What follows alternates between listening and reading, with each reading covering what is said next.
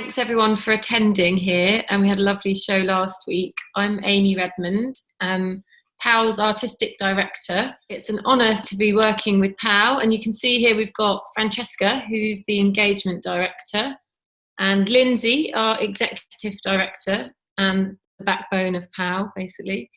Katie, Queen of Press, and Cynthia Lawrence-John there is our Visual Arts Queen, legend, and the reason our Instagram looks so good. And Darren Delasole, who you just met then, Production Manager. Lots of amazing women, as we all know there are here in Thanet. So just quickly, next International Women's Day will be POW's 6th festival, and it falls on a Monday, so we're looking at maybe doing a 4-day festival this time to keep things a bit more slick. So it would run the Friday to the Monday. And I'm even starting to think about maybe doing a Broadstairs Day, a Malgate Day, Ramsgate Day, and having things in each town. So I'd really welcome your ideas on that. And we can use the chat box to have a chat whilst we're here. Yeah, it's been an amazing thing to step into. I appreciate that some of us, it might seem like a new team, so we really want it to feel like everyone's festival and everyone's voice. So get in touch if you've got any ideas, and we will have an open chat at the end. But this meeting that we're having today is usually held in a pub or something, so we get to have a bit more banter. But I think the virtual thing is still a brilliant way to communicate at this time. So I hope that we can tell you about lots of stuff that we've got coming up, and we'll do questions at the end. But shall I hand over to Lindsay at this point?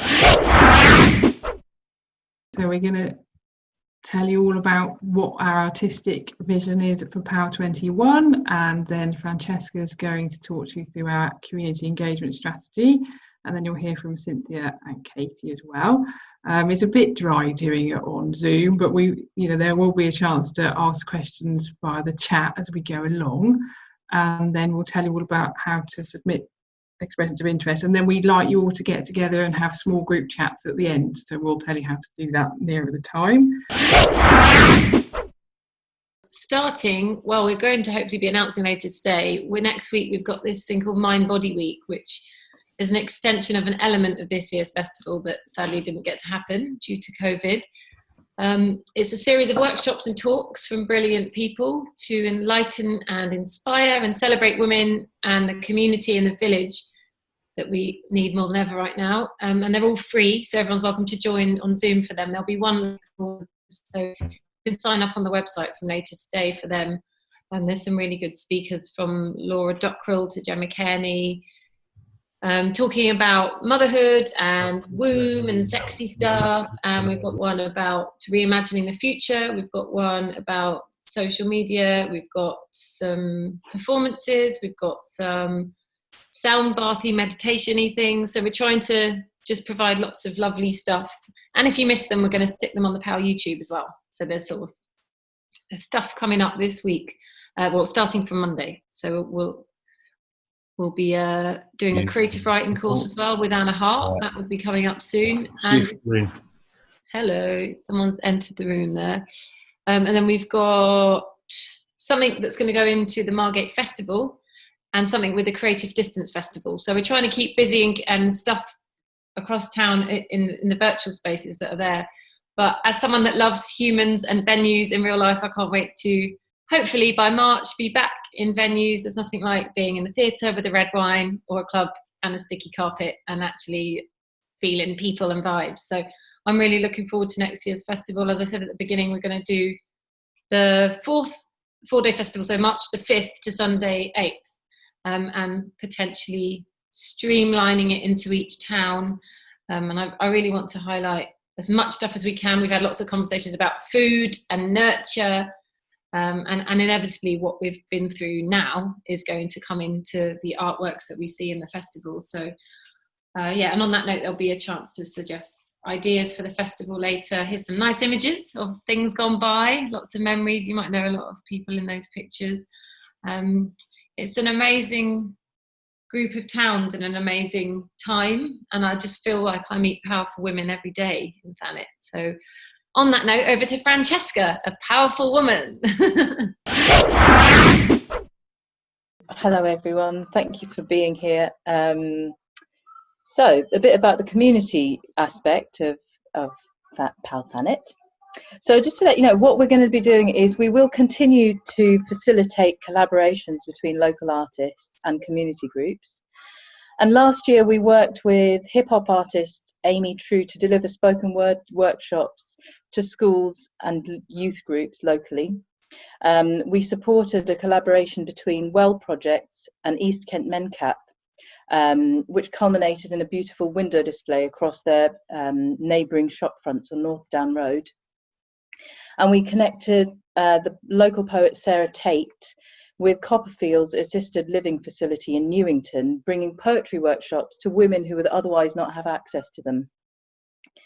Our current community projects are that we are getting a local dance practitioner to work in local schools to deliver dance workshops for children who are still attending school at the moment, and that will go on to beyond the lockdown period up into September.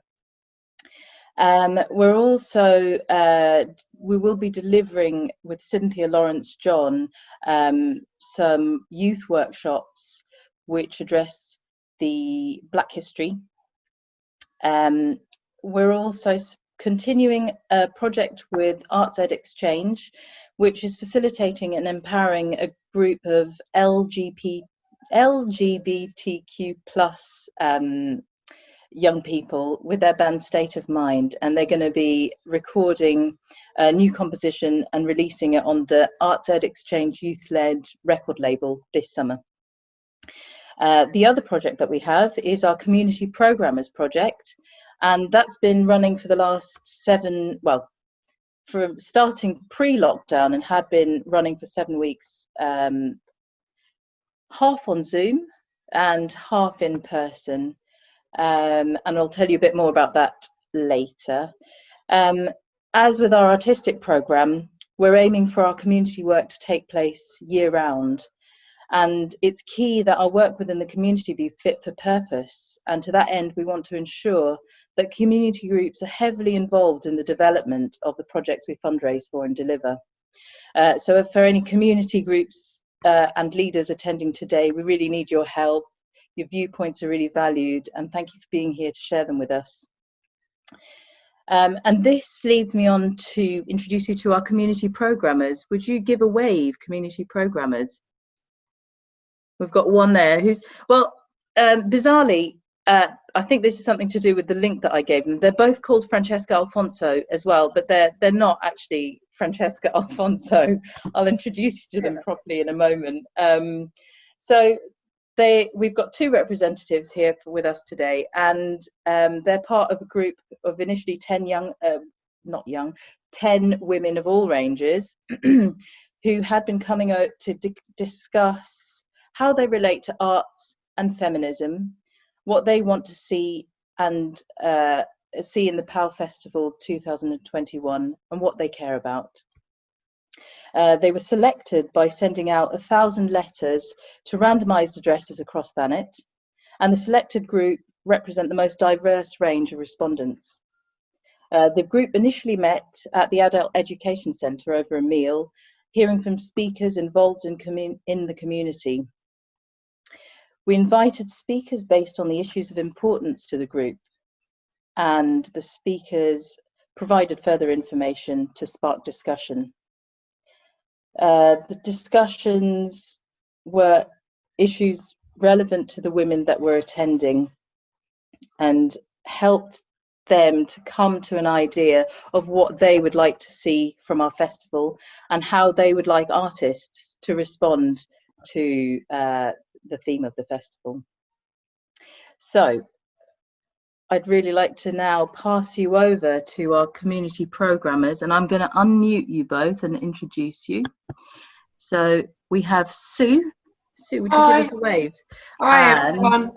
Hi. We have Rosie, who's, oh, hang on, not unmuted yet. There you go, there's Rosie, Sue and Rosie.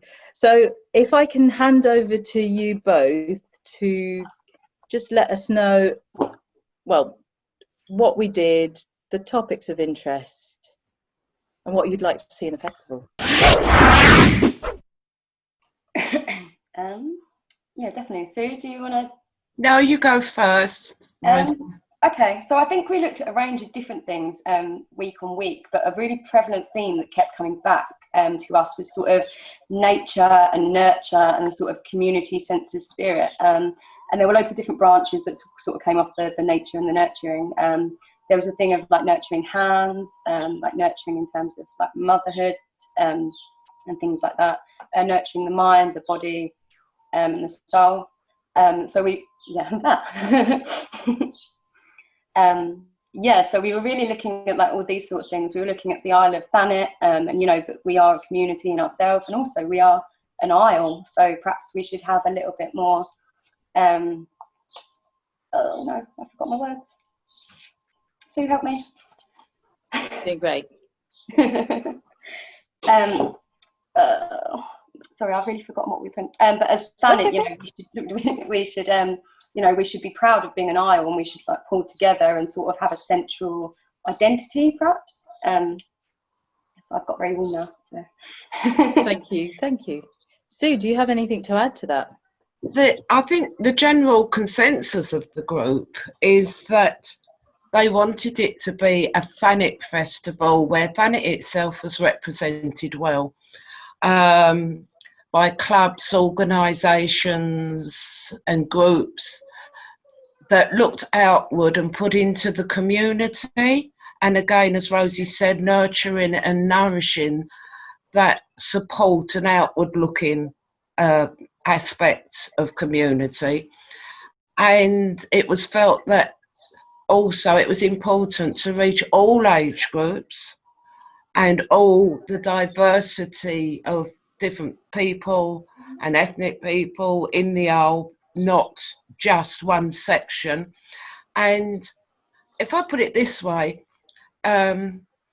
when the people looked at the programme for 21, they found a lot of it. Lots of average, ordinary people would not have related to some of the things, and that it be very relatable to people in general, that they felt that was important. And that, sorry, I've got to look at my notes because we've not done it for a few weeks.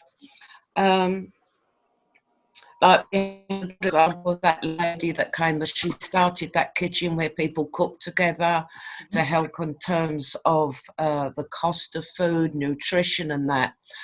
And food seemed to feature a lot, didn't it, in how that could bring people together, the sharing of their different types of food and things like that. And that it was important that it was as much interactive as passive participation that would draw the community in to take part. And then I think some people said about the mental well-being and yoga and meditation, and that possibly some different religious faith groups might be doing group things within the communities to help nurture and support people, that they could possibly get on board. And that for the artists, the drama, art and things like that, it was really for them to put forward how they felt they could represent the theme. But the general theme seemed to be one of community, caring and nurturing, and how that was represented and offered to people, and how people could get involved with it too. Can I just jump back in again? We also had that idea about the mural and how we wanted to get something where everyone of all ages and all sort of colours and creeds and abilities could come and get involved, and at the end, perhaps after the festival, like we've got something that remains. I just that was an idea that came up again and again, whether it be like a mural or the wall, and I kind of think now, especially as we're all doing this over Zoom, Amy, like you mentioned, like the physicality of things, I think we should really try and bring that into everything as well. Because at this point in time, we probably haven't seen people. We haven't all sat in a room for nigh on 3 months. And I think that physicality should perhaps be brought in. Like, how can you nurture from a screen and something like that? How the world has changed in terms of COVID, and how the world is sort of like looks like it's refreshing in terms of you know, the planes not being able to fly, being able to see water and the fish in there again. Yeah. Thanks. Thank you both so much. That's really, really helpful, and I hope it's helped our attendees today have a bit of an idea of what our community members would like to see from the festival, and we'd really like artists to respond to that. And at this point, if there are any ideas that the audience that you would like to see in the next festival in regards to the community, please do mention it in the chat box. You can type away in there. And at this point, thank you so much to our community programmers for being here, and thank you for representing the group. You've done a fantastic job. At this point, I would pass over to Cynthia Lawrence-John. So with POW 2020 exhibitions, they're mostly comprised of group shows. So we had Skeleton Under the Bed at the Pie Factory, Alternative Ideal Homes, which was in Ramsgate, projects with Broadstairs College and Canterbury College, also OSE as well, and Bondage Up Yours, which was at Resort. And I guess the main, what we're really trying to achieve with exhibitions is to really open it up to the wider public or a wider audience. So, you know, a lot of the exhibitions would featured established artists who've been artists for quite a number of years, some graduates or recently graduated students, and also some students who are actually still at college. But I can see Matthew here somewhere from Broadstairs College. So that's something we definitely want to continue and does need to be continued, just so it feels not only intergenerational, but it feels very inclusive to everyone. And the fact that art isn't only just for practicing artists. Somebody who, you know, could spend the time knitting at home is just as much of an artist as somebody who is an established painter. So that's definitely something that POW wants to continue. And I think somebody just said, you know, the continue the community caring and nurturing aspect of POW and art through POW. So that's all I wanted to say. My question was, I wasn't sure if somebody had said what the theme is of next year and I'd missed it, or whether that was what was coming from our community champions just then about the nature and nurture. Amy, do you want to answer that? Yeah, hello, thanks Sheila. Sorry, it's probably a really obvious thing I missed there. Yeah, that is yet to be decided, so there's still conversation. I think by now we usually would know that, but we feel like the world is changing and evolving, and we really wanted the community programmers to be a big part of that. But it does look like it's going in the nature, nurture, food direction, but it's coming soon. So if you do have an idea for the festival, we would like you to submit a expression of interest, and you do that via our website. So if you go on the homepage, there's a nice button to click, or that's the address there. And it's quite a long form, but you don't have to necessarily fill in the whole thing. So what we want from you is just to fill in enough so we can get an idea of what you want to do. So any information that you can give us, we can use to decide if we can include your idea in the festival. And the deadline for that is the 14th of August. Let's just stop sharing that. Which after that, because our funding is a little bit different this year, we will probably aim to tell you sort of by early November if we can include your work in the festival. But that is the current deadline, is the 14th of August, as a reminder. And when you're filling in that form, which is on our website, there's also opportunity to click to see if you're interested in a couple of sessions that we're hoping to put on at the beginning of in September. One of which is sort of marketing, which Katie will tell you a little bit more about in a minute, and the other one is health and safety for artists, which is something we've identified that is quite important for artists, things like writing risk assessments for exhibitions, etc. So they will probably be on Zoom, and it's worth signing up for them. They're free, and we'd really like to see you there. So we will take your info from those forms and get in touch with you if you put your name down. And then I think that's pretty much all I have to tell you at the moment. I'm going to pass over to Katie. So before we go there, I just want to pick up on the health and safety. I know that writing risk assessments is everybody's biggest nightmare, and everybody hates it, and it's really hard, but it's actually really easy. It's really just a very logical process, and I'll go through how to do that with everybody to make your lives easy and make sure that what you're doing is safe and it's all risk assessed, but without trying to take the nightmare away, because I know, and if you don't really understand what you're doing with the risk assessment, it can be very daunting and a very unpleasant task, but actually it's a very necessary one. But it's not actually that difficult if you understand the process. Right, my name's Katie and I'm POW's Marketing and Media Manager. And if you do submit an event for POW that gets accepted, an event or a project, we support you with marketing and promotion of that event. So POW has over 6,000 followers on Facebook, Twitter, Instagram and LinkedIn. With good engagement across those channels. We've got a very loyal, dedicated following, which is great. We also promote your events through our social media, also on our website, and also potentially through local press. We normally get a good range of local press around the festival, sometimes on specific events, sometimes more generally just encouraging people to come to the events, but it all helps to drive footfall to your events and the projects going on. We also typically produce a printed brochure each year, which is funding dependent, but we've done it every year so far. And you've probably seen those brochures around Thanet during POW Festival and in the lead up to the festival. We've found one of the key ways that people find out about our events. I think it's quite a good way if you've got something physical in your hand and you can go through and tick off which ones you want to see. I think people seem to bond with that quite well, even in this digital age. So that's another way that events are promoted by us.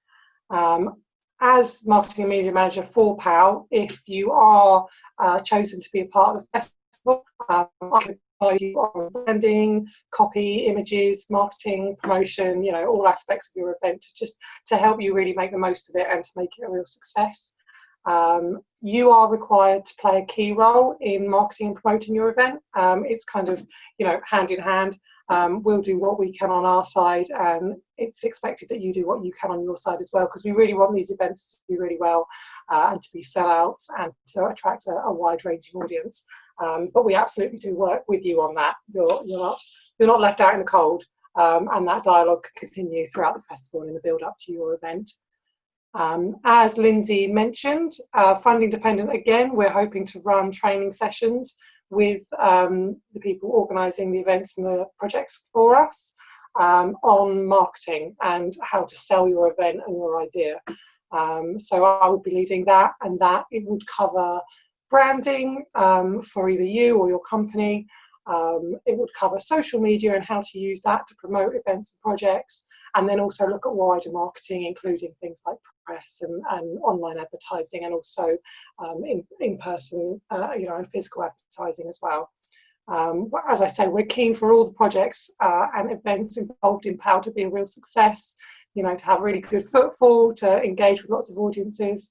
And so we will be there to help you. And I think these training sessions are very much about, we don't want you to just put on an event and that to be it. We want you to come out of POW, the other end of POW, and to have developed your skills as well. So to have developed your marketing skills and your business skills, so that you can go onwards and upwards from here. So yeah, that's me basically. And I think now I'm handing back to Francesca. Hi again. So this is the point where you guys have a chance to have some small discussions. What we'll do is Darren will put everybody into a small breakout room, so you'll have a small group of people to chat with, and I have a list of questions for you to have a little think about. So it would be great if within your little groups you could discuss the type of events you'd like to see in the festival, or specific events that you want to see, ideas for community involvement, and any other ideas for venues you'd like to see used. Oh, I've just seen Faye. Faye would like to ask a question. Hang on, I'm just going to unmute you. For the benefit of being out of the loop for a couple of years, in terms of what were the soundings, the reactions from last year's festival, in terms of what, I forget who said it, it might have been Cynthia or Amy, when, or the community programmers, you use that word relatable. And my question is twofold, is that what was, of all the range, of genre of different types of things that happen, artist, professional, community, blah, blah, blah, is what were the gaps and the opportunities that were kind of seen last year? And secondly, in terms of your expressions of interest for this year, it probably is self-evident from the form, but I think it's for people worth knowing. What is the balance between events that you want people that can be and will be put on for free, and how will those be funded, as distinct from those events or activities that people can sell at a ticket price?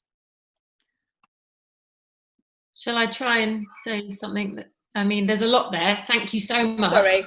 No. I'm really grateful for everything you just said, so thank you. Lots of this is evolving. We are looking at funding still, because obviously things are very different at the moment.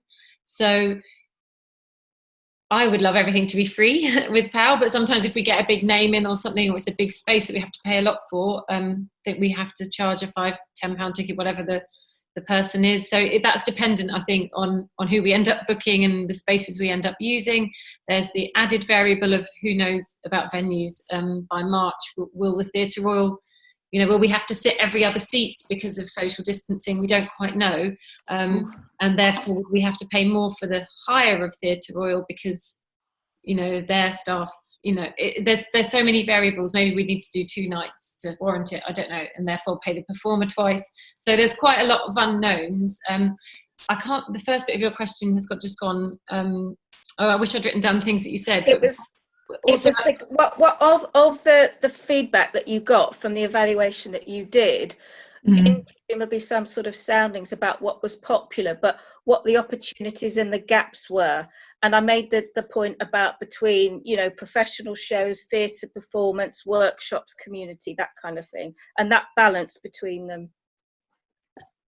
I think we're trying to always address that balance, and that's partly why we do these open forum meetings, so we can get some ideas from outside of the team to bring in, so that we're constantly reassessing what we do, according to our evaluations. And we always have to have a mixture of community work and free things and paid events in order to make the festival work. Your questions are something that people could actually consider when they're going to the chat rooms we're going to put them into in a minute, I think, because they're quite pertinent questions to what we put in our next festival. So when people are considering the sort of events and community projects they'd like to see at the next festival, and they're feeding back to us, they can really consider what you said, I think. And also from an artistic point of view, I'd just love to see a real mixed genre of as many types of theatre, dance, performance, art as we can see. So should we bring that into the rooms, Darren? Should we? Everybody's coming back. Can I ask you guys to feedback as a group, or one person in each group to feedback, and just let us know what you were thinking? So if we start with room 1, which was Alison Small, Catherine Ornell, Danny Flowerdew, and Eliza. If one of you wouldn't mind just giving us a little summary of what you were talking about.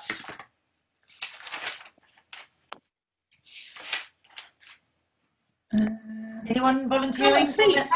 I'll volunteer. I can't see. Thanks, Danny's just undone. We were talking about the partnership between older people and children and young people, because we had representatives from both students. A lot of the work that I do is with older people, and we also had the youth club present. And so we were talking, and the geographical relationship in Margate was quite close together. So we were talking about trying to do something with older people, with children and young people, which would come together in a lasting piece that was discussed earlier, something like a mural or a banner, or something that could stay in both the youth club setting, and possibly the age UK setting, because they're opposite each other on the same street, and it might be quite nice to build those links. Definitely. That was the main sort of discussion we had, and then Eliza had some interesting things to talk about her work. Do you want to quickly talk about yours, Eliza? She's looking. No, she's shaking her head. Okay. She's got some exciting work she's doing, and she's coming from a London perspective, and so I think she could actually educate us in Thanet with her photography and her video, and she's got some really dynamic things, but she's being quiet. So there, that was our room. Great. Well, did you have any thoughts on venues that you'd like to see? Well, we said the Age UK and the Quarterdeck. I think that's what Alison said. It was Quarterdeck Youth Club are right opposite each other.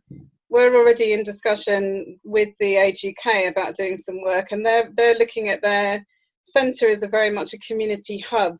So they're looking away from the stereotypical day centre for older people. They want to make it more dynamic. And Alison's got a young women's group which could benefit from those links. And then Danny from the college, do you want to say your perspective, Danny? I was just saying, when we're looking more for ways to get our students involved, so that it'd be really nice to be able to kind of meet up with other artists. So we had a really successful thing. Cynthia's still here, she disappeared. Cynthia came in last year and worked with our students on kind of, there you are, reimagining clothing, like taking old clothing and kind of reimagining it. That was just really fantastic for our students because it was a completely different project. So there's probably so many people here who are looking at kind of projects. You know, we've got a bunch of art students, music students. We're going to have performing arts students starting again in September, hopefully. Ways to get them involved.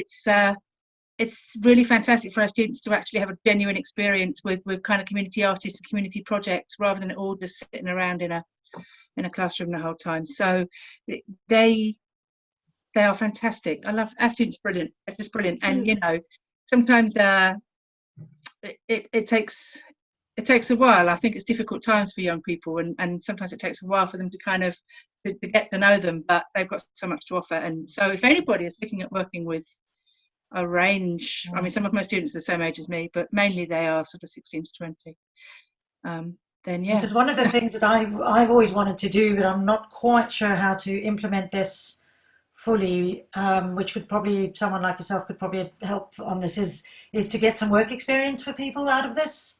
Yeah, exactly. Just so that they just develop some confidence and some idea of, you know, how do you actually physically put on an exhibition, or how do you physically put on a gig? You know, what actually goes into the process? Yeah. Because I think that's can be very.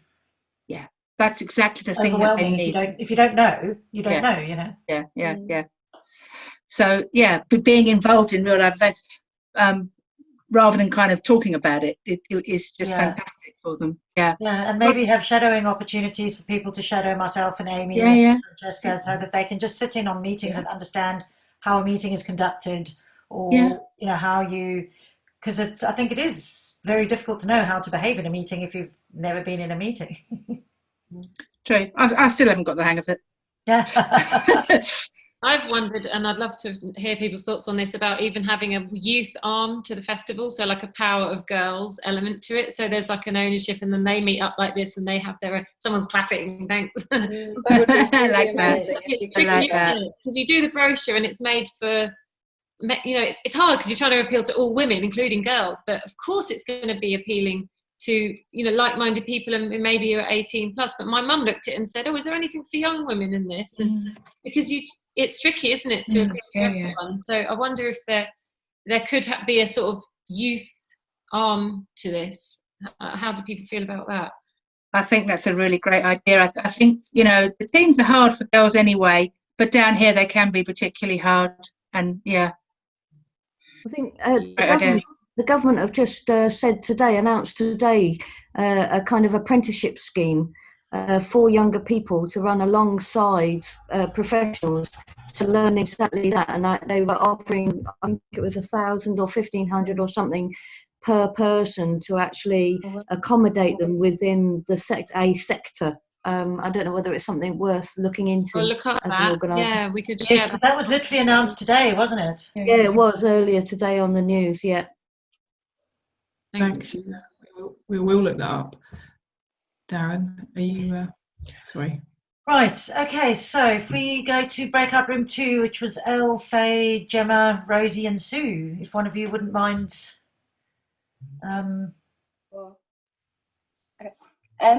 So we were talking about like the venues and events, and Sue made a really good sort of example and suggestion in that you could sort of pull charity organisations in and have put together sort of like a fashion show or something like that. And then, well, I can't remember the other lovely person in my group, Elle, that was it. She's like part of the university, so she was sort of saying you could prefer a competition aspect to that, and then you could pull in other young artists who might not necessarily go and give you a proposal, but they can get involved in entering a mini competition, which is a lot less sort of it's a lot less daunting, isn't it, if you're a little bit younger. And then in terms of, we came on from that in terms of events, like Amy just said, and you saw me clapping, I'm very excited about it. Young girls are getting left behind, like so much. And I think you see so much these days. And the schedule this year seemed good, but I gave it to a couple of my friends' daughters and just said, is there anything on that you would like want to go to, or you can relate to, or you understand even? And they just didn't really sort of resonate with anything like that. And there's so much these days. Definitely we should do Power of Girls, because girls are said. And also, like, with the constant things, everything, I'm really excited about this, you might be able to tell. Everything that's going on at the moment, like Generation Z, we need to do better by them. Like all of us, we're all older, we need to do better by them, especially the girls. So I think it'd be really great to pull in specific things for that. And then we were sort of talking about that, and yeah. And then there was sort of coming on to about family groups, and who was it who suggested that? Is it Faye? Yeah, it was Faye, sorry. She said, gave an example of someone who creates ceramic mugs and things, and that could build into a whole bigger event, primarily just for children, sort of experimental tasting, drawing things on ceramic mugs and like nutritional advice. But yeah, I think that was basically the theme of how we've been talking about sort of directing it at a slightly younger audience and more across the board for everyone. Thanks, Rosie. Thanks. Sorry, Faye, are you trying to say something? We need to unmute you. Sorry, Faye. Sorry. No, what it was Catherine ran a really successful plate for families in sort of needy areas of Canterbury. It was called A Lot on Your Plate. And it was educational, it was fun, because in the group you talked about nurturing and caring, you talked about families, you talked about intergenerational, and there is huge scope if food is the thing that brings people together, like I think Sue was saying and somebody else said. There's perhaps quite an interesting conversation to be had outside of this if people are interested at looking about the preparation of food, the serving of food, and then if there is a family project, and it was about families rather than just young people on their own, all ages, that are involved in decorating their plate. And the fun part of that, and the nutritional thing that Catherine did, was getting them to taste food and vegetables. So it was very colourful, it was very bright, it had a long-term sort of aim and goal, and it was fun. That Catherine could tell you, well, it was Catherine's project, but I helped evaluate that one, so I'm finished. Sorry. Okay, yes, Catherine, I think we could definitely pick up with you about that, because that sounds very interesting.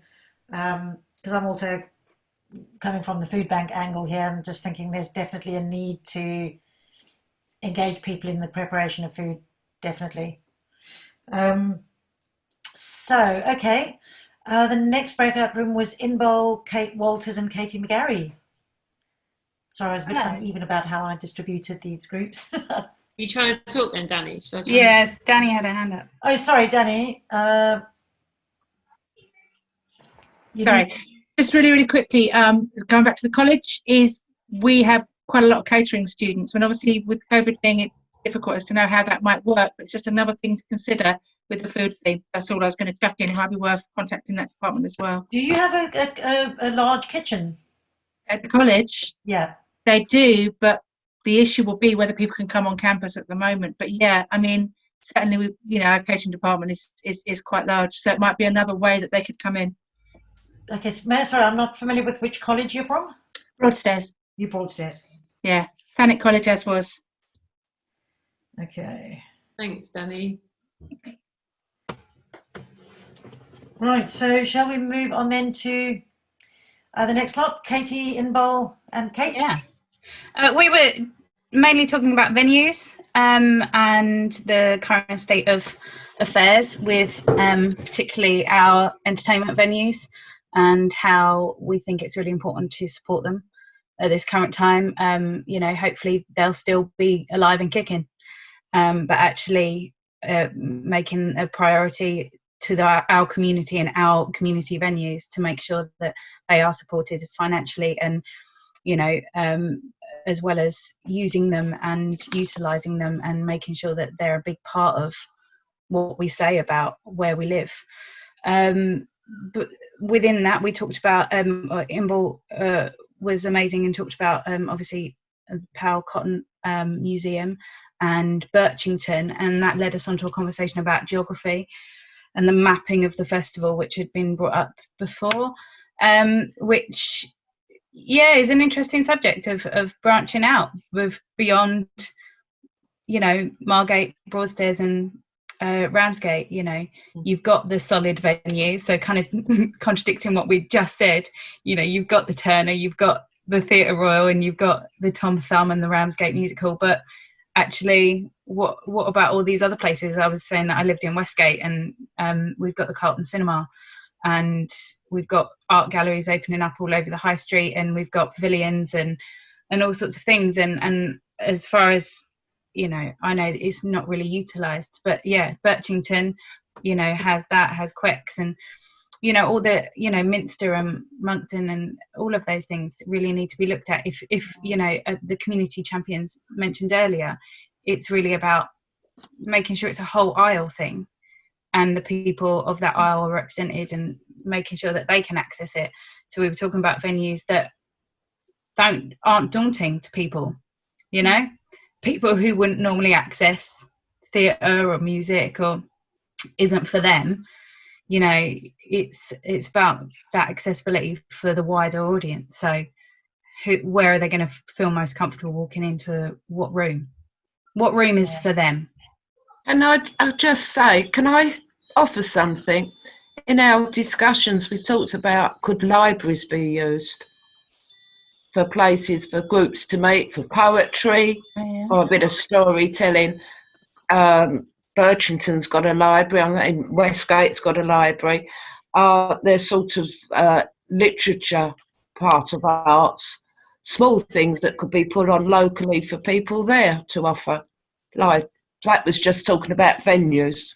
Yes, I think we have before done small things in libraries, but I think that's definitely something that we can do more of, and that's something that people do feel comfortable, generally I think feel more comfortable walking into, because they've been in before. They know what a library is. It's not a Vantage Man's Theatre or something that might intimidate. So we were talking about all of that, and that kind of moved our conversation on to the idea of it condensing into a 4-day festival, which I personally think is a brilliant idea. Kind of brings back that atmosphere of, you've got to get it all done in that really intense period of time, instead of kind of going, there is so much, it's overwhelming. Personally, I think it's a brilliant idea. And Inbal, again, is a genius, and said, had all the good ideas, and was talking about all-day events and how,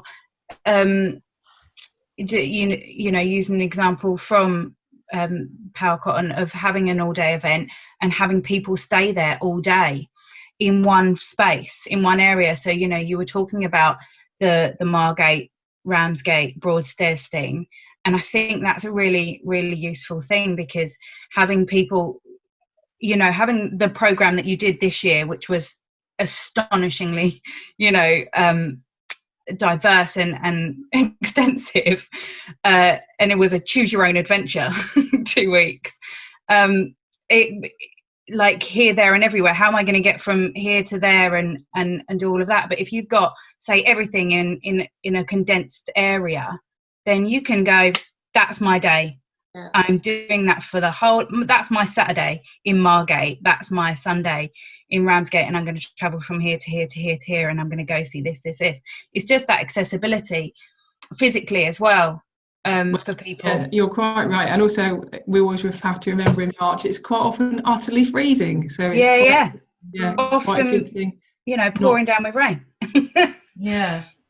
And I would love that the festival lives on, and we could do something in November, or we don't have to just celebrate women in March, so it's really brilliant that we can do all of this packed into those 4 days, but stuff that didn't get into the festival, we can go, actually, do you think that might work around Christmas time? Or that POW doesn't just pop up in March and then disappear. Which reminds me, that is also on the expression of interest form, as we're trying to go for year-round events now more, that if you have an event that you think could be suitable for other times of the year, there's a little box to tick so we can keep that on hold for other times. So if you can consider that, if you've got an event you're proposing, pop it in there. Because they might be weather dependent as well. You can go for a nice feminist bike ride in the summer. Nice. Hey, go ahead. Hi. Sorry. Yes. Again, I'm going back 2 years, Lindsay. What I think will be interesting to know is for what are those, and forgive me for not having read your website recently, what are the current ongoing community development kind of projects which POW has been working on? Because there's an opportunity there, yes, for certain artists, creators to add value and be involved as part of that ongoing relationship building, experimentation, exploration, celebration aspect, with a view to things that they've done or might want to do could be showcased within the festival window. But that I think, obviously we can't cover here, but I think that would be very interesting to know what those ongoing strands are. So in 2018, we were really lucky. We got ROSA funding, which we didn't get in 2019. And ROSA funding allowed us to do much bigger community projects, putting artists into things like Copperfields and with Oasis and I can't remember the third one. And that gave us a good standing of where our community work went on. So we used that when we went into 2019. So we included quite a few events in the festival that were the culmination of community projects. For example, we did one with East Kent Mencap, and we did another project, a poetry project with Copperfield. These are quite funding dependent, and so we're going to start on the next round now. So Francesca has explained earlier in the meeting, you might want to pick up on this, Francesca, the projects that we've got ongoing, and then of course community programmers is the beginning to sort of inspire our next round. But because we're our community independent, we're now starting to write bids to do new projects, so we're looking for ideas really about what people want at this stage rather than having a huge amount on the table. But we do have some projects ongoing. Francesca, you might want to add in there.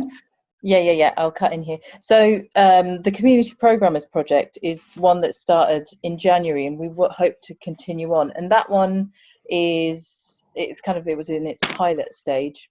But again, to be able to carry on with it, we have to acquire further funding for that. The other things that we're doing currently, we're doing dance workshops with local schools, starting in the lockdown, and as I said, carrying on into September. But again, as Lindsay said, every single one of these projects is funding dependent. There is another project that we're doing with Arts Ed Exchange, which is they are facilitating some young people to produce a released composition on their Arts Education Exchange recording label. So the idea is to carry on with our relationships with community organisations we've worked with in the past, and also really heavily involve them in the development of new projects, because essentially that it's our community that needs to inform the work that we end up putting out and delivering, because it needs to be relevant to them and their users. So that's something that's happening now, really. I'm getting in contact with all the local community organisations to just start thinking about what those things might be, what those projects might be, what their users might find useful, to be able to then make applications, funding applications to support those projects. Does that answer your question? Yeah, it does, partly, because I think there's a whole thing at the way that the festival is collaborating, such that, yes, you bid for things which you can partly subsidise or co-commission, but I think there is scope, particularly if you cast the net wider, for other partner organisations than them to bid for smaller amounts of money to supplement that. So sure. Instead of kind of not divided and rule, but to me, try to see it more strategic round, and it was in that sense why I'll raise the question again, was from the sounds that you had in previous years, maybe not this last year because of this year 20 because of COVID, but what was the underlying feedback that showed there was a need, a demand, an opportunity, apart from your community programmers, based on the years in terms of what people are wanting, kind of thing, from previous years? Yeah. Lindsay, do you have a bit of information about previous years?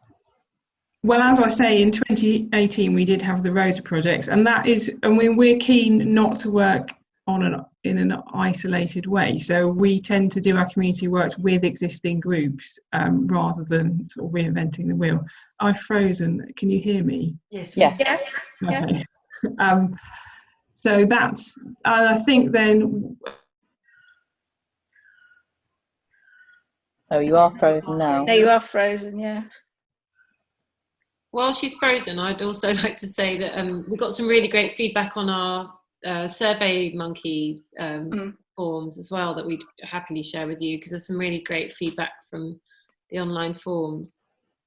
Yeah, right. I think that for me, certainly from Kent Arts and Wellbeing, and sort of that bigger kind of intervention, particularly if it's intergenerational, I think that's where, you know, being aware of what scope there is with the relationships that you have, as distinct from what your mission and desire is in terms of, well, we really want to up our percentage participation of younger girls, women by X, whatever. Do you know what I mean? It's that almost not marketing approach, but that sense, clearly younger women is something that, girls is something that there's a passion, a desire to actually make that happen. But I'm sure there are other aspects as well in terms of type of thing that you perhaps want to do.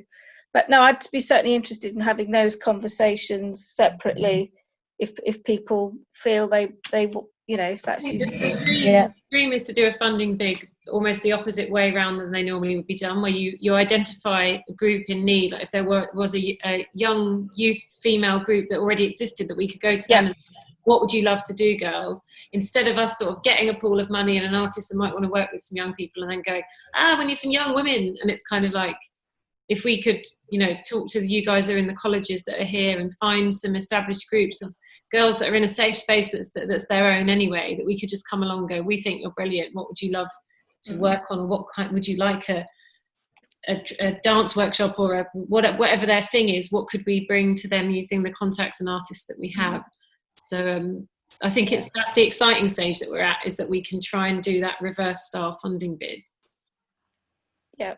Did Lindsay join us? Katie. Oh, sorry. Katie looks like she has a question. Yeah, Katie. Oh, that's all right. I was just yes, the safe space I think is really important in engaging young people in general. Just as, you know, a rule, just going into their space where, instead of doing that really hard slog thing of trying to drag people to your thing. Exactly. It's how can we come to you in your space and do something for you and with you and together, rather than going, come to our thing. Do you want to come to our thing? It's so much easier yeah. just going to the schools, going to the universities, going to the clubs. Yeah. And I know you and I have talked about that, haven't we, Francesca? We have, yeah.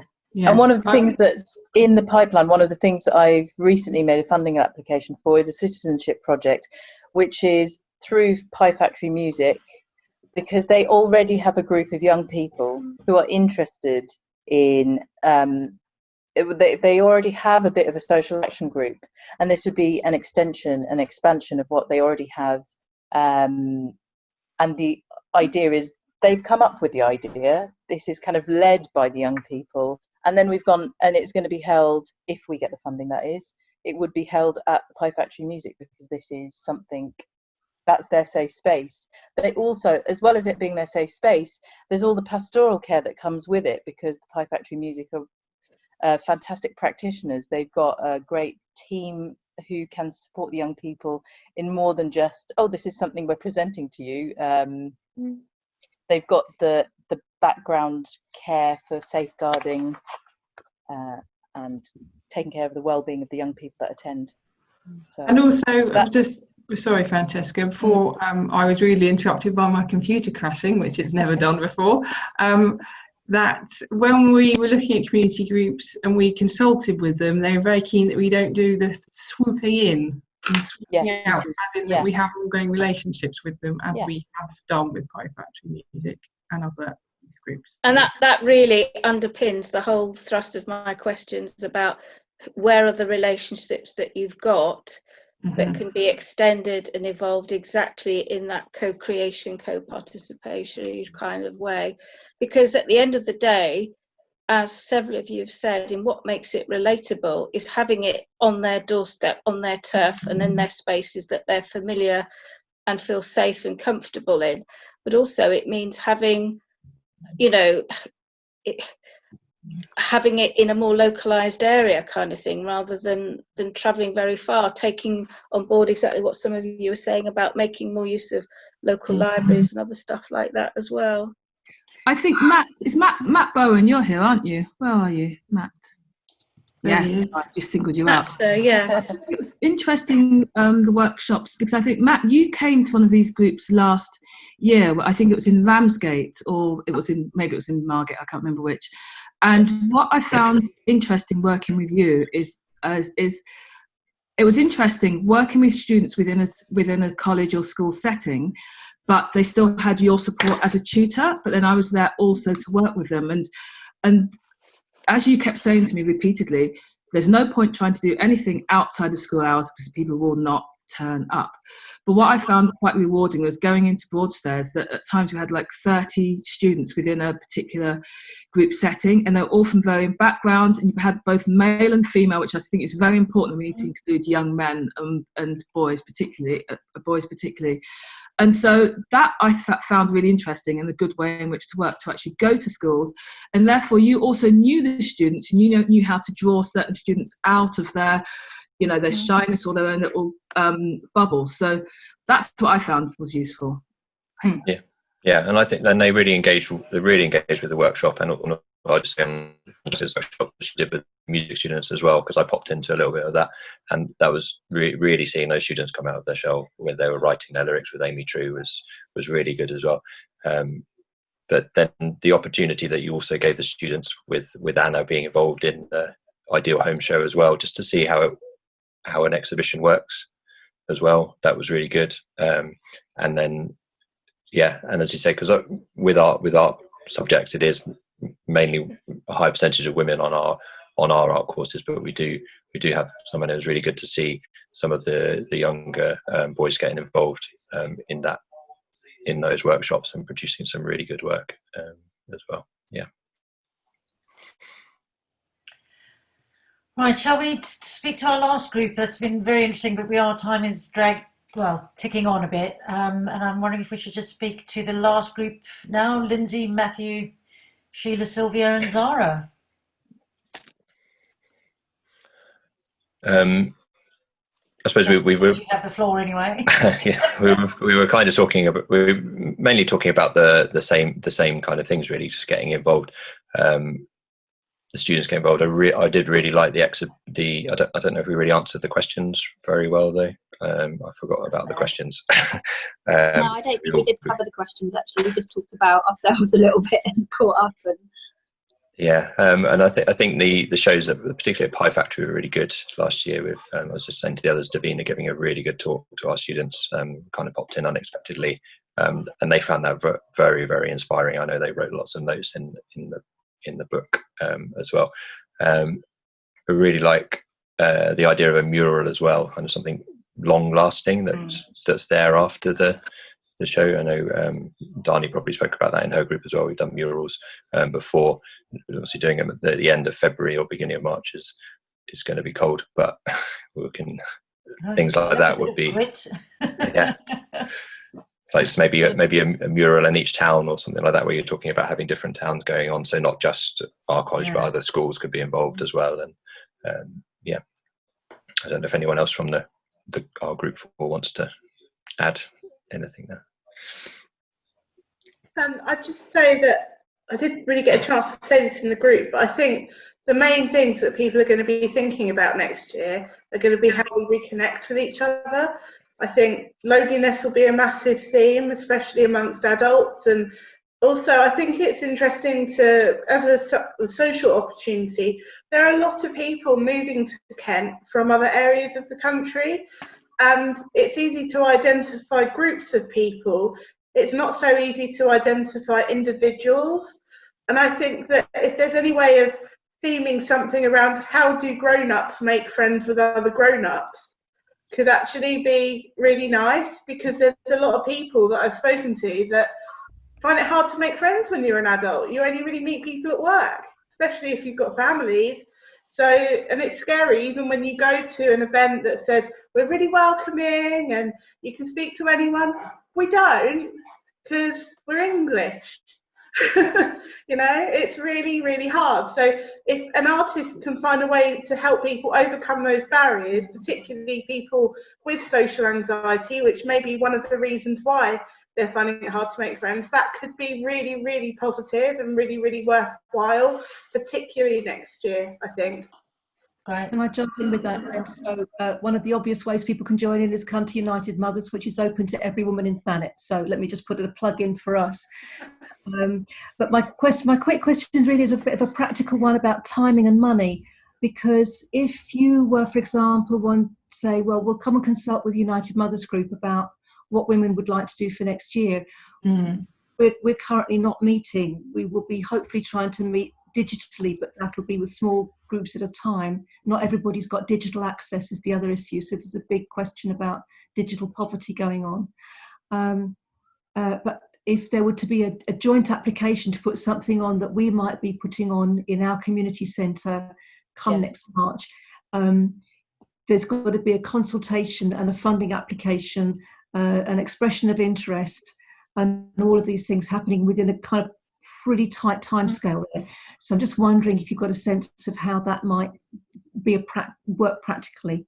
Well, it'll have to definitely be an issue of dialogue, Sheila, I think, really, at this stage, because we would normally apply for an Arts Council project fund in June, which hasn't been available to us, so we're a little bit delayed. Same. So we were, you know, I think the best thing really is for you to tell us exactly what you need, and we will work around that as much as we can. But obviously, by the time we get to November, we really need to start knowing what's in the festival so we can start putting together a brochure, etc., because these things do take quite some time. So yes, absolutely, we understand what you're saying, and we will do all we can to accommodate you in that. But we just need to hear from you what you need, and we'll try and meet you halfway, really, in any way we can, I think. Lindsay, can I add to that we're sorry, Sheila, just to add to that, we're hoping also to kind of move to a more year-round presence as well. So if it doesn't end up happening during that festival period, particularly if you already have a community celebration day that you mentioned, then it could feature as something which is a joint project that happens outside of that International Women's Day weekend. Absolutely. Okay. I think my battery's going, so I'm just going to go plug in. Okay. Have we heard from all the groups now, Darren? We have indeed. So we're just open now if anybody has any other questions. I have to say it's very interesting that this meeting has thrown up quite similar responses to the previous meeting with different, so intergenerational and food, and have been, you know, quite prominent in both meetings. And we very much like Faye's relatable, and we're going to have a good discussion about that, and that's something we're definitely going to look hard at. We're always learning, and yes, does anybody have any other questions? Right, let's go. Sylvia, if you could unmute yourself. Where's Sylvia? Yes, hello. Do you think at all kindly of people who come from outside of the area? We think very. I don't, you know, because I just, you know, unluckily on this occasion, I'm not local. We do think, I mean, obviously we have a bias towards people that live in the area, but it doesn't exclude people from outside the area that want to come and do something here. So that's generally how it would work. I think Amy, is our creative director, might have something to add to that. Yeah, there's absolutely a place for everyone in this festival. It's about celebrating women and girls. So put something in and we'll work out how we can get you involved. Thank you. Thank you. All right, I think, Elle, you had a hand up. We just need to unmute you. Unmute. Can you hear me? Yes, there we go. Hi. I am studying at the UCA Canterbury, and I just wanted to sort of represent that, our community of girls there. I know that we're not in the Thanet area, but I think that it would be quite a cool thing to be involved with it. I know Cynthia and Amy, you came last year and you really inspired a group of us, and we came and got involved in the festival how we could. So I'd just like to sort of say hello, and if there's any, I don't know who to sort of go to as my main point of contact if I was to build a, you know, sustain a relationship or something there. Yeah, drop me a message, Elle. It's great to see you here. Thank you. It was really cool to meet you all that day. And I would love to do more talks like that in unis and colleges, because it makes such a difference to be able to immediately, because you came and chatted to us at the end, didn't you? Yeah. That's right. So yeah, I'm amy@powthanet.com. Cool. Got that.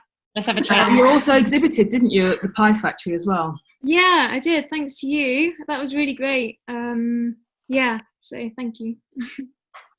And if anybody does want to contact us, the best also is info@powthanet.com, and then we'll pass you on to the best person via that.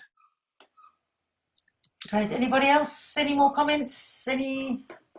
Matthew? I was just going to say with the UCA thing, because quite a few of our students from Broadstairs College are going on to UCA this year, so they've been involved with the procession 2 years ago and the event this year. So I'm sure a couple of those would really like to be involved through UCA as well. So they great, and they live in Thanet as well. So it's not just the UCA; it's obviously outside of Thanet. A lot of people from UCA live in Thanet as well, don't they? So yeah. Well, Canterbury's not far.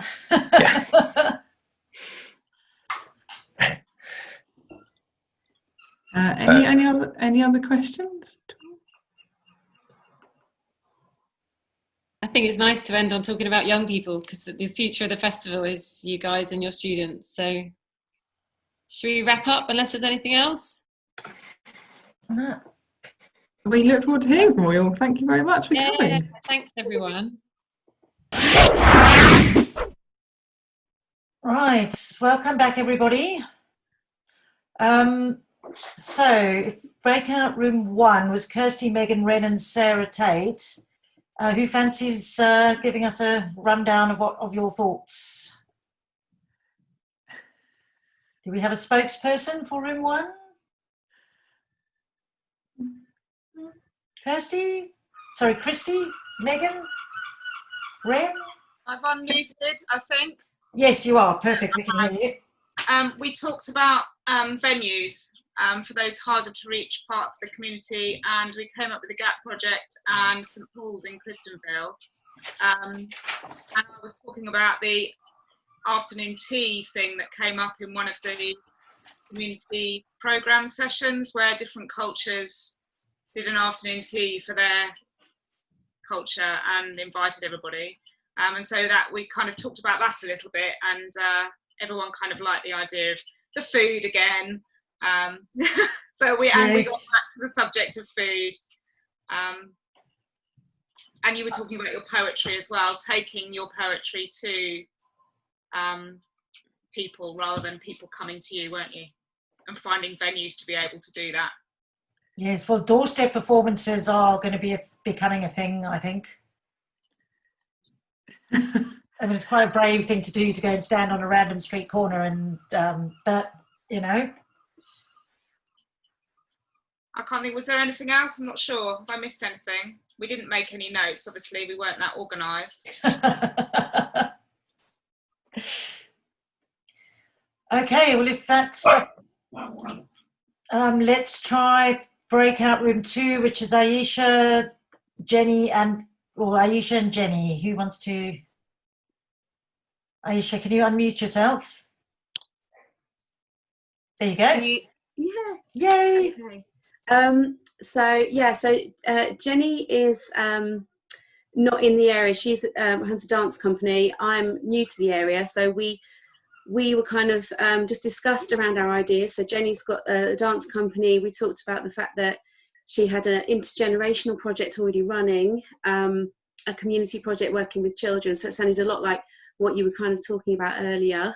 For me, my project is more about kind of unsung women, a particular woman I'm interested in, who I'm hoping, trying to promote her story. It's gone very much, no one knows who she is anymore. She's a female racing bike driver, so I won't do my pitch now, but essentially we couldn't talk much about any of the logistics, but for us that was where we thought we'd be coming to you the most. So in terms of newbies, it would be asking a lot of questions about venues and a lot of questions about marketing and so on. But I haven't probably done Jenny's project justice. However, if you want to speak, Jenny, and summarise it, it just sounded perfect for what you had discussed originally at the beginning of the meeting. So that intergenerational, and particularly through dance and getting the community involved. So there's a lovely thing about over 65's dance workshops that she's run, also working with primary schools. So there seems to be that might fit in with a lot of people's ideas on bringing more people together from perhaps different generations. Sure. Yes, Jenny, go ahead, please. Hello, can you hear me? Yes, we can. Hi, hello, I'm Jenny. So I've been working in the northeast at the moment, so unfortunately I'm not, I don't know the area in which the festival is held. My partner is on here, Megan. She's on here. She's a member of us. We are called What's That Dance. We have a dance company in Newcastle. It's just starting up, and we've worked separately in schools. So we've got experience working with the younger generation, and we also hold classes for over 65s as well. And I've just done a project within schools about bringing those two ages together for an intergenerational project. And we're currently working on a piece which is called Dare You Question the Love Between Girls, which is a dance piece about sexuality and female relationships. And it'd be interesting to take that work and do workshops with both the age groups available. And we need help knowing venues and different community groups within the area. Obviously we would do that research, but that's what we want from you, to help with that. Great, thank you. Breakout room 3 was Bryony, Danny, Iris and Jodie. Hi, I'm Jodie. Hi.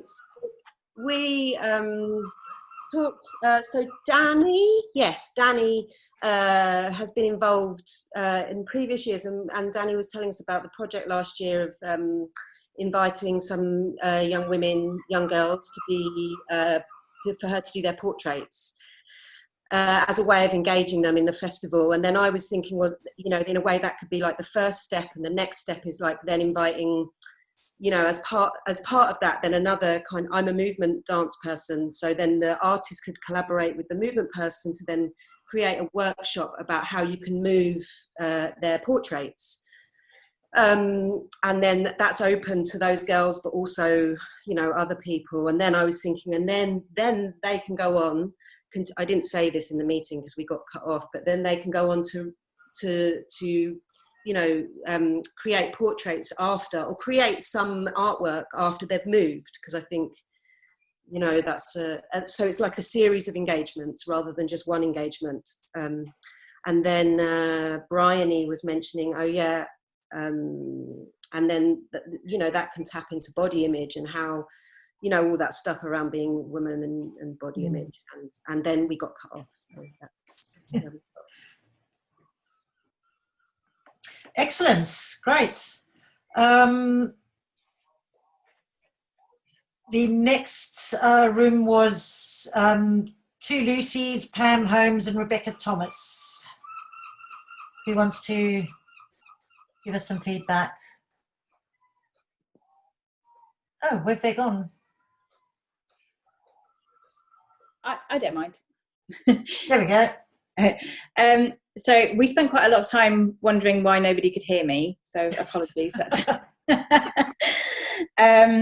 But Lucy, when I came back in the room, Lucy was talking about food and kind of makers workshops. So perhaps people from of different nationalities, different backgrounds, teaching others how to cook meals or create clothes.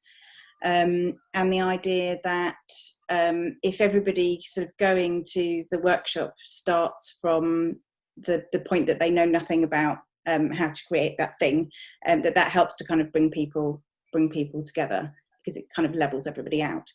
Then we got on to talk about intergenerational projects. And I just mentioned that I live in Westgate and I've got a young daughter. We're surrounded by lots of sort of elderly care homes, yet the women and people within those buildings are sort of unseen. Yet my daughter doesn't get to see her sort of elderly relatives because they live far away, and I suspect there are lots of other people, other families in similar situations. So how could we bring those communities together, perhaps by putting nurseries in touch with the care homes, or working in sort of community centres that each of those communities use. And I mentioned a project called Fixology, which I've heard of, that happens in Westgate, which I thought was quite interesting, that puts together people who had a skill, but they no longer have that skill, and gives them the opportunity to volunteer to teach people that skill. So it could be a carpenter who now has arthritis and can't build, teaches somebody else his or her skill. Love that. And I think that was it. Then we got cut. Great. They're very productive. Thank you very much. And then the last breakout room was Lucy Lyons and Sylvia. Who would like to? I can do it if you like. Right, thanks, Lucy. Hi. So most importantly, I know Sylvia's favourite animal is her children. And mine's a capybara. So we were talking about the FOMO element that had happened over previous years, and how great it is actually to have it more pared down and more focused. So there isn't this sort of desperation of missing things. So we think that's actually a very good idea, although there needs to be this sense of legacy that women don't exist just for International Women's Day. It's the same problems there are around Black History Month.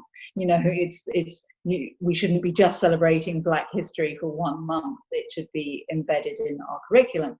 So how do we embed this, that we actually exist and make and are creative and in the community all the time? But focus on a smaller point is actually very good. Sylvia was really made really a lot of emphasis on, especially after the Zoom exhaustion that we have now, and it's going to just keep going. To be in real life with real people is going to be actually very, very potent and very important. And that element can't be overemphasized. And when we didn't necessarily know what type of things people should be doing, but we definitely agreed outdoors, even though March could be really crappy for the weather, outdoors, because we all know that trying to get people to come into things where they don't feel invited, or they're scared, or they don't know something's there, doesn't work. If people come across things, then they've discovered you, and they've discovered the event, and then they enjoy it. They could take it or leave it, but then it's their choice to be involved and enjoy it. So performances or workshops that are outside, environments that are created outside, things that are on the steps, on doorways and promenades, town squares, on the doorsteps, are where it should be pushed more towards. And that was more or less where we got to.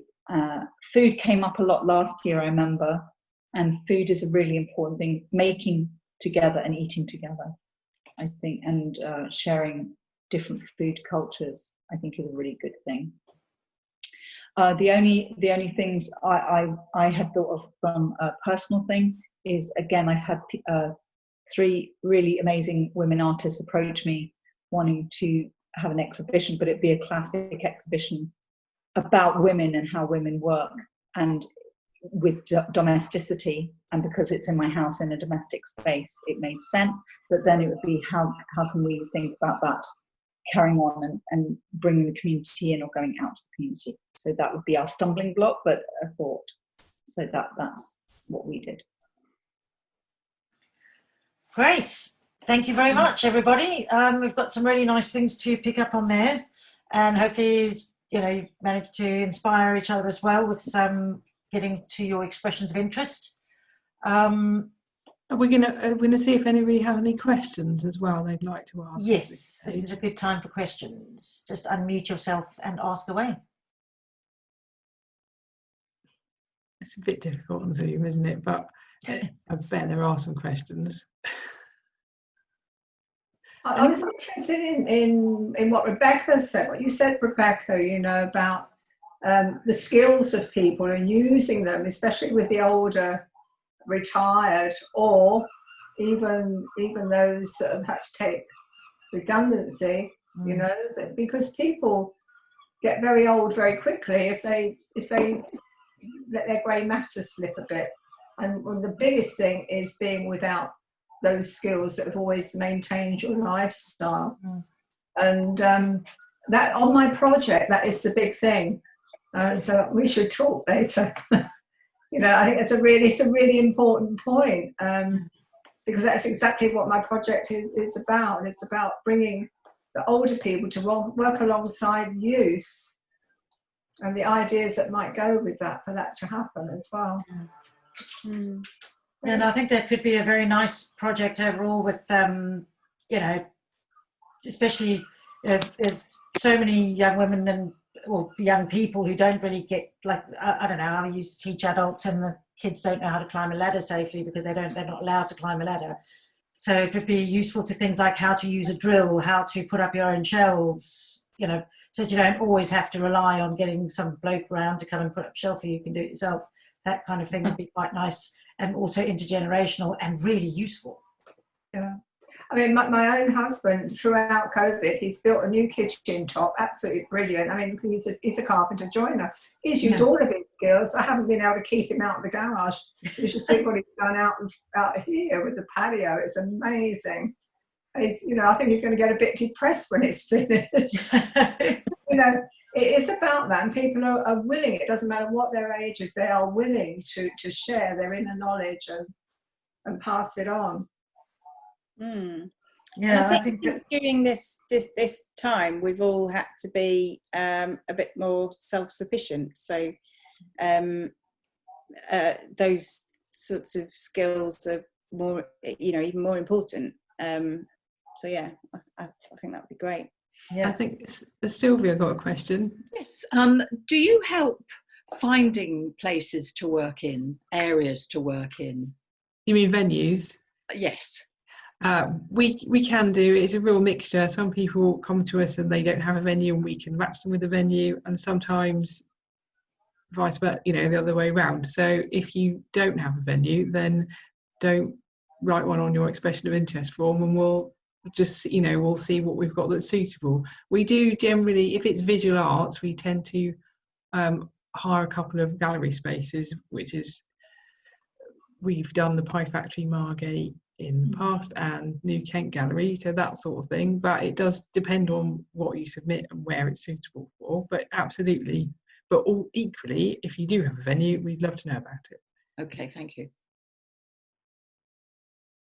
I was just going to ask something about the food thing that keeps coming up, and intergenerational, and whether there's a way of maybe seeing if older women could go in and teach teenage girls especially how to cook, because that would be an amazing skill swap, but also practical, but also intergenerational. It would sort of cover everything and offer older people a chance to connect. We had a really good event in the last festival run by Moving Memory, who did a dance performance, and they're a troupe of dancers that are older women about food, because obviously we're an arts and culture festival, so we have to include that remit within everything we do. But absolutely, we'll try. I think food and intergenerational have come up pretty clearly in this meeting, so it's something we'll definitely look at. And skills, creative skills, Could we? I know this is we're women. This is a woman thing, but teaching girls and women to teach to cook. Can we get some males involved? Because it's very often the men that go, "This is fantastic! I love it! Thank you so much for preparing it. How did you make it?" And it would be really good to involve some of the male elements in a complete way, in thinking about the food, in preparing the food, in eating the food, and in clearing the food away after. Please. On a similar vein, in the last festival we had a great exhibition that was called, correct me if I'm wrong, Cynthia, Ideal Homes, and it was about subverting the idea of ideal homes. So people submitted, broken beds and in artistic form, etc. So it would be fantastic to do something like that with food, if anyone come up with the idea that does sort of bring more questions around it, that mean men can engage with it and maybe look at their own role around food as well. Because the festival isn't just for women, it's about promoting the work of women. So we want men to come along very much so.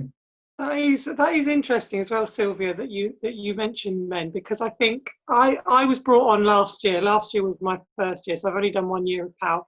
And I think something I'm really keen to look at this year is to make it more obvious that this is a festival for everyone. It's not a festival for women. It's a festival celebrating women and helping to just addressing women's issues. But that doesn't mean that men can't come as well and learn from it too, because feminism isn't a women's subject. Feminism is for everyone. So I think that's really interesting that you've mentioned that, Sylvia. Thank you. Somebody was talking about age-related things. I'm just 4 months off my 80th birthday, and I am still working full-time. And I've just picked up this copy. I'm thinking, I'm going to help somebody, And all the training ideas that I've been looking for have just sort of been coming my way, and people have been sending. And I was just thinking that those are the sort of things women could be so useful at. Most men really just want to retire, but I think women are more likely to keep on going for some reason or another. And I just thought I'd throw that one in for good measure. Yeah. Because we do have a lot to give the younger generation. and also things that are not taught. And I'm talking about artistically. They're just not taught these days. For instance, I think it's something I brought up before when we were all meeting. When I was at school, we would make our own material patterns. You know, stamp the cloth and put a nice pattern on it and things like that. And you do it's quite simply with a little bit of lino, which you'd make a cutting of a pattern on a block of wood, and then you just put it in, and then you just stamp it over everything. You know, but little things that, and the African prints are amazing as well. And if you think about developing something like that artistically, it's a nice little earner for somebody. It won't be just a little bit of self-employment, you know? Yeah. So that's the way my mind thinks. And I think some of the older people have got skills that the young ones have never heard of because they don't teach that in school anymore. And that's where I learned some of mine.